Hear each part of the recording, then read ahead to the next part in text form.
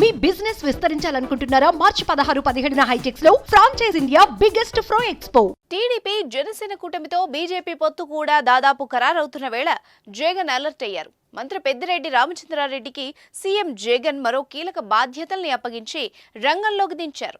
ముఖ్యమంత్రి జగన్ తన పార్టీ అభ్యర్థుల్ని దాదాపు ఫైనల్ చేశారు. అయితే ఇంకా కొన్ని ఎంపీ స్థానాలపైన నిర్ణయం తీసుకోవాల్సి ఉంది.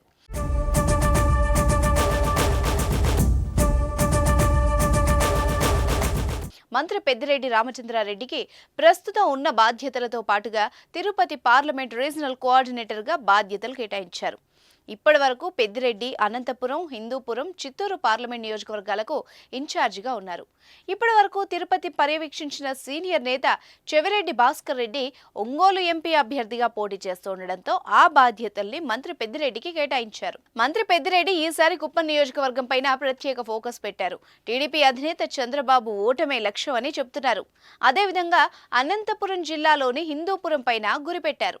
ఈ రెండు స్థానాల్లో పార్టీని గెలిపించే బాధ్యతల్ని సీఎం జగన్ మంత్రి పెద్దిరెడ్డికి అప్పగించారు.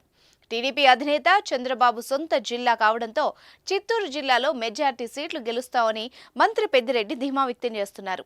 అటు మిథున్ రెడ్డి కోస్తాంధ్రలోని గోదావరి జిల్లాల బాధ్యతలు భుజాన వేసుకున్నారు. దీంతో ఇప్పుడు వైసీపీ మెజార్టీ సీట్లు సాధించడమే లక్ష్యంగా నిర్ణయించుకున్న ప్రాంతాల్లో బాధ్యతల్ని పెద్దిరెడ్డికి కేటాయించడంతో అక్కడ ఎన్నికల రాజకీయం ఆసక్తికరంగా మారుతోంది. పట్టిన పట్టు సాధించడంలో పెద్దిరెడ్డిది అందవేసిన చెయ్యి అంటూ ఉంటారు. అదే నమ్మకంతో పెద్దిరెడ్డికి జగన్ బాధ్యతలు అప్పచెప్పినట్టు తెలుస్తోంది. చూద్దాం మరి ఏం జరగబోతోందో.